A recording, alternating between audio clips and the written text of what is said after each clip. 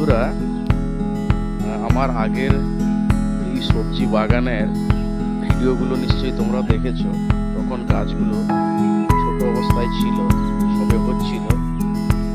তো এখন আমার বাগানের এখন কেমন পরিস্থিতি রয়েছে সেটা তোমাদের মধ্যে শেয়ার করছি।